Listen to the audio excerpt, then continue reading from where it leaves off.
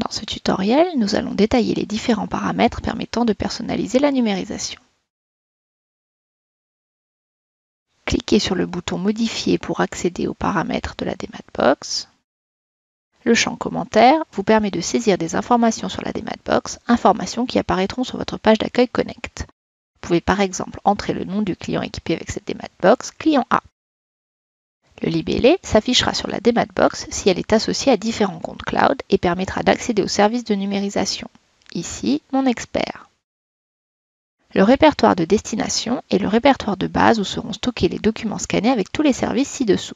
Par défaut, cela correspond à la racine de votre compte cloud.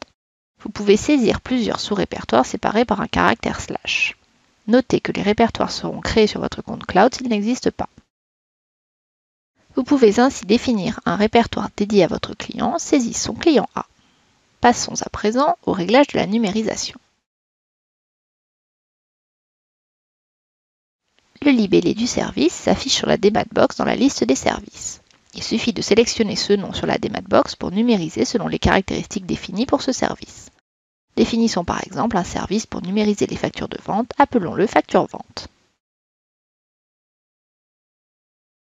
Le sous-répertoire de destination définit le sous-répertoire où seront stockés les documents scannés avec ce service.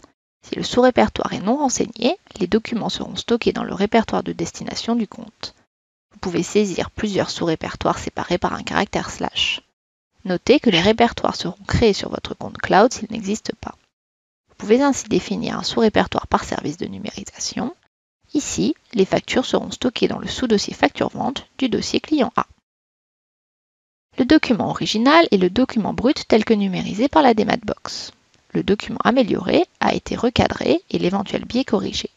En option peuvent s'ajouter les traitements Crystal-Image et l'OCR. Les deux choix doc amélioré et doc original sont cumulables.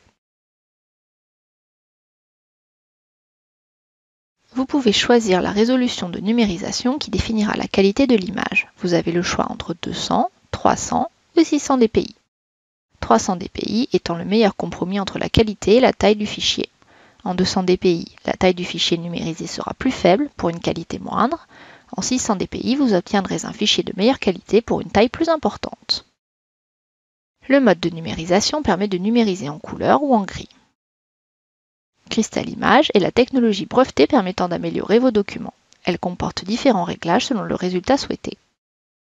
L'amélioration du contraste améliore la lisibilité du texte en nettoyant le fond de l'image. Il est toutefois déconseillé d'appliquer ce réglage sur des photos.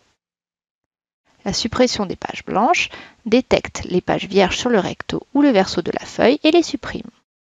Si vous avez numérisé vos documents à l'envers, le retournement automatique des pages détecte le sens des pages et les retourne si nécessaire. Attention, cela ne fonctionne pas sur les images. La taille du fichier réduite optimise la taille des fichiers en ne gardant que deux couleurs, le noir et le blanc. Il est déconseillé d'appliquer ce réglage sur des photos. En sélectionnant ce mode, l'amélioration du contraste ne peut être utilisée, le traitement comprenant déjà une amélioration spécifique du texte. La reconnaissance automatique du caractère permet de transformer les images numérisées en documents texte. Ceci vous permettra de retrouver vos documents à partir du moteur de recherche de votre compte cloud. L'eurodatage à valeur probante rajoute au document une signature numérique attestant que son contenu existait à telle date et qu'il n'a pas été modifié depuis. Ces options nécessitent du crédit. Nous vous invitons à consulter le tutoriel Gestion des crédits pour plus de détails à ce sujet. En fonction de vos besoins, vous pouvez également ajouter un service de numérisation supplémentaire en cliquant sur le bouton Ajouter un service ou au contraire supprimer un service en cliquant sur le bouton Supprimer situé à droite du service. Vous pouvez retrouver les informations de ce tutoriel directement sur la page web en positionnant la souris sur les points d'interrogation situés à côté de chaque champ. Une infobulle apparaît avec les informations nécessaires. Cliquez sur le bouton Valider pour appliquer vos modifications. Elles seront prises en compte par la DMATBox lors de la prochaine numérisation. Nous vous invitons à consulter le tutoriel suivant si vous souhaitez déployer un parc de DMATBox.